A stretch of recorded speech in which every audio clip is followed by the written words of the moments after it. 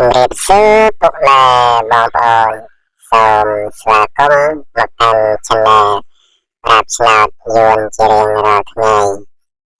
នេះដែរបងមានដំរីឆ្នោត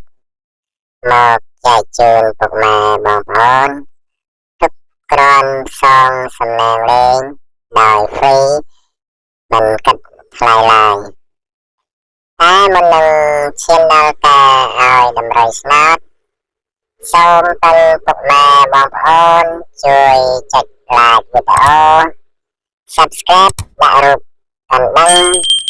comment ខាងក្រោមវីដេអូមួយផងដើម្បីទទួលបានវីដេអូ